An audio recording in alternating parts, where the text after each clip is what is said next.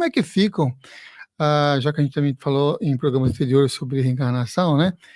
E vida após a morte, como é que ficam os evangélicos quando eles desencarnam? Que perspectiva? E se você já teve casos que apareceram de apometria, por exemplo, que repercutiu por ter uma ideia bem evangélica e protestante após o desencarne? Eu tenho dois, sim, não são todos os evangélicos, né? Depende muito, há uma variação grande de entendimento, de aceitação, tudo mais. Tem os mais inflexíveis e os mais abertos a novos conhecimentos, né? Relatos que eu já ouvi do próprio Wagner Borges e de outros médiuns, que muitos ficam dormindo após a morte, esperando a volta de Jesus. Quando alguém vem chamar eles, e eles veem que não é Jesus, eles recusam ajuda e recusam fazer a tarefa espiritual, continuar a evolução, né? E demora um tempo, continuam, até eles esgotarem também, cansarem de ficar. Vem um, eles recusam, vem outro, recusa, vem outro, recusa. Aí chega um dia que eles, alguns demoram dias, outros meses, outros anos, outros décadas, para eles se tocarem que existe algo mais que o conhecimento que eles tinham, né? E aí a hora que eles, não somente esperando Jesus, mas outros de outras linhas, esperando Buda, esperando Krishna, esperando outro ser evoluído de algum guru de alguma natureza, que só vai se ele vier resgatar no mundo espiritual. Então ficam perdendo tempo lá no mundo espiritual, mas chega um momento que eles acordam, e aí eles têm que enfrentar a realidade, né? E já vi, por exemplo, no caso, um padre, que a história é um pouco longa, mas enfim, ele fundou várias comunidades católicas no Rio de Janeiro, tudo, e quando desencarnou, ele não, os filhos eram espíritas, ele não acreditava em reencarnação, e um filho viu ele, depois da morte, no mundo espiritual, e ele fazendo um trabalho, onde estavam trabalhando com cromoterapia, com luzes, tinham vários, e ele estava junto. E aí ele olhou e falou: pai, o senhor aqui? E ele, preconceituosamente, assim, numa forma jocosa, brincalhona, né? Ele falou assim, é real isso daí, gente. Tá vendo, pai? Não falei que existia vida após a morte? Eu falei: eu sou obrigado a concordar com esses macumbeiros. Então isso daí foi real, tá? Não vou identificar quem foi, mas foi assim. Então, mas ele mudou, ele aceitou, ele não ficou dormindo, ele não ficou esperando Jesus. Um ano depois ele já estava trabalhando no mundo espiritual, falou: sou obrigado a concordar com o que vocês falavam, né? Existe vida após a morte, estou aqui trabalhando. Às vezes no trabalho espiritual você tem um índio que acredita em Tupã, você tem um hindu que acredita em Krishna, e você tem um padre que acredita em Jesus. No problems, no problems. Deus é um só. As interpretações de como é Deus, o que ele é, que varia de um lugar para o outro, certo? E pode ter um ateu, boa pessoa, que não fez nada de errado, porque você não vai ser proibido de entrar no céu se você fosse ateu, hein, gente? Você pode entrar no céu sendo ateu. Da mesma maneira que você pode não entrar no céu sendo católico, evangélico, espírita, umbandista e apômetra. Porque o que vai definir se você vai para o céu é a sua vibração, que te aproxima de Deus, vai te fazer entrar nas colunas espirituais evoluídas ou no céu. O que não te aproxima vai te fazer descer. Então, um ateu que não fez besteira, não roubou, não matou, não passou a perna em ninguém, não enganou, a vibração dele está jóia. Fez caridade, montava a cesta básica, doava, não trabalhou em nenhuma casa espírita, umbandista, nada. Ele vai para um lugar melhor do que muito religioso que passa a perna nos outros. Certo? O que significa bocejo, lacrimejamento e mãos e pés, extremidades frias ou geladas, assim, nos trabalhos espirituais? Normalmente só ocorrem naqueles momentos são interações energéticas da mudança vibratória e adaptação para os espíritos que estão próximos ou para o meio ambiente onde você foi deslocado para trabalhar. É muito comum bocejar, eu bocejo o tempo todo, escorre os olhos, nariz e bocejo demais. Tem um livro chamado Fotógrafo dos Espíritos que mostra muito essa questão de doação de ectoplasma, você deve ter, né? Você coleciona. Você tem muito mais livro que eu aqui. Então, Fotógrafo dos Espíritos. A hora que estamos... Só os clarividentes vão ver, e os espíritos também, que sai uma energia, tipo uma espuma de barba, assim, sai energeticamente da boca, das narinas, ouvidos, olhos, né? Então, e muita gente sente vontade de bocejar. Tem uma aluna lá em Suzano, que ela, quando começa o trabalho de esterilização, ela vira a cabeça para cima, abre a boca, e ela sente até doer aqui o maxilar. Ela fica o tempo todo, ela fala: Ricardo, eu não consigo controlar. É automático o negócio, não sei, parece que aperta um botãozinho e sai muito ectoplasma, eles colhem demais. Tem gente que adormece, a gente começa o trabalho, gente, lá quando eu ia no IPPB naquela época lá que eu conheci você, eu sentia sono direto e dormia, até ficava de pé, encostado na parede para não dormir, porque está trabalhando muito com energia, está doando energia. Então são sintomas da doação de energia. Então lacrimejar, bocejar, a gente pode chamar de sinaléticas, né? Sinaléticas, cada um vai sentir um pouquinho diferente. Aí eu sinto uma coceira no braço direito, aí eu sinto um formigamento na orelha, aí eu sinto tal coisa. Muda de uma pessoa para outra, não é todo mundo que vai sentir a mesma coisa. Tem gente que não sente nada. Uhum. Há algumas semanas a gente teve aqui no programa uma edição dedicada a questões históricas, questões inclusive de magias e questões também de sabedorias egípcias, né? Nossa, amamos.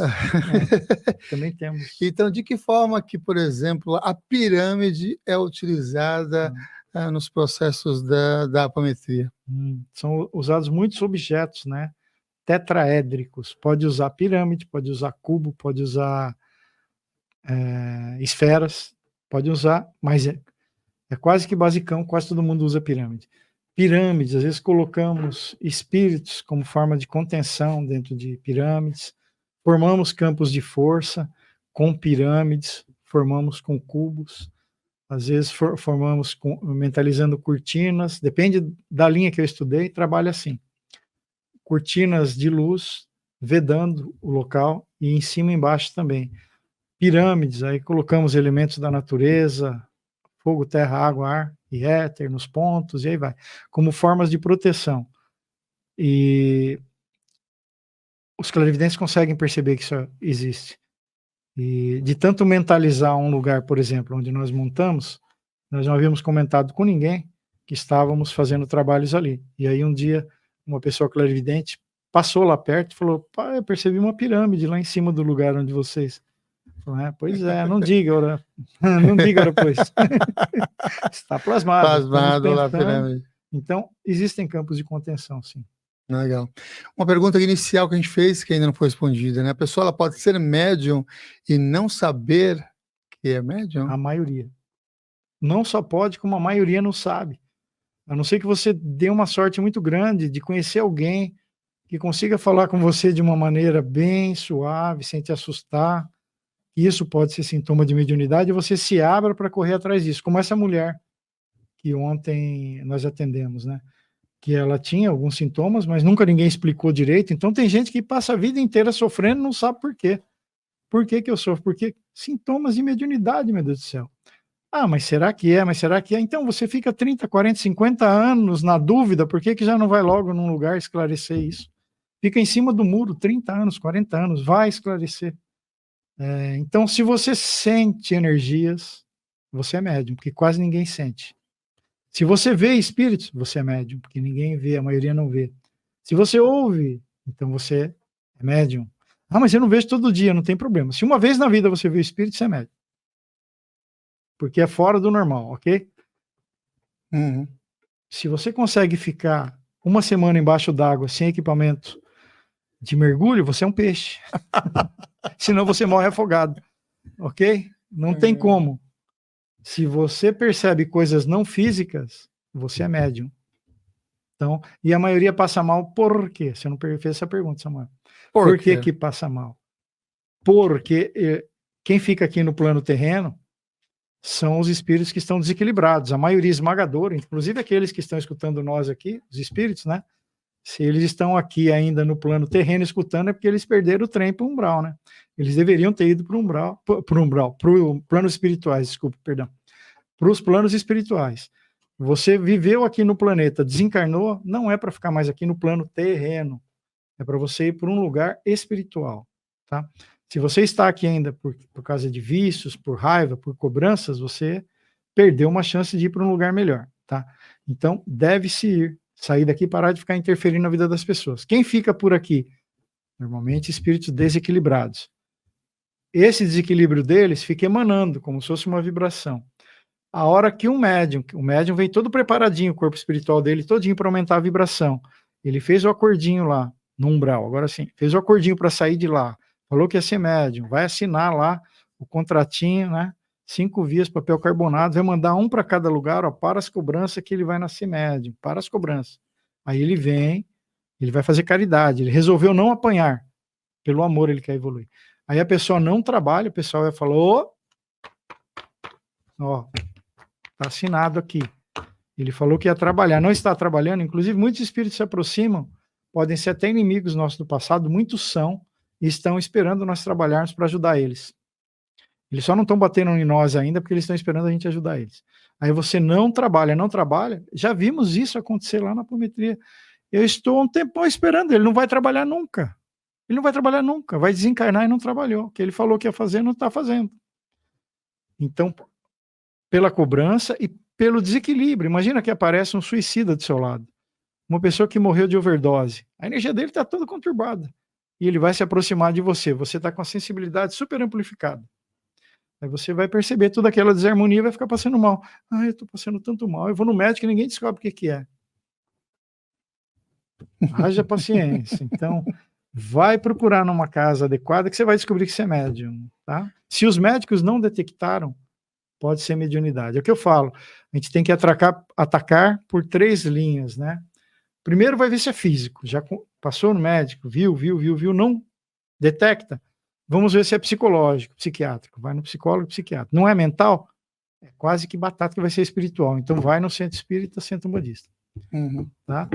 Curas físicas já vimos. Dores, principalmente dores inexplicadas. É fantástica a apometria para essa questão. Porque as dores inexplicadas são os espíritos te cobrando, te espetando e te machucando do mesmo jeito que você machucou eles em outras vidas, na maioria das vezes, tá bom? Então, quando remove-se uma quantidade enorme de espíritos, a pessoa tem um bem-estar. Já vimos isso acontecer. Eu citei o caso de uma mulher da Bahia, né, que tinha muitas dores, 30 anos sentindo dores, ia no HC constantemente, uma vez por mês.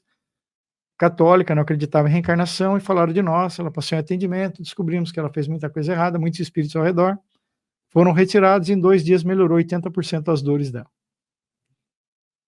Ok? E os outros 20%? Mudança de conduta dela. Também não pode resolver tudo. Você tem que fazer a sua parte, né? Gostou desse corte? Se você gostou, então você pode apreciar também o episódio completo. O link está aqui na descrição. E se você quiser material extra, convido que você acesse o Clube Consciência. Link também aqui na descrição. Que as melhores energias cheguem até você.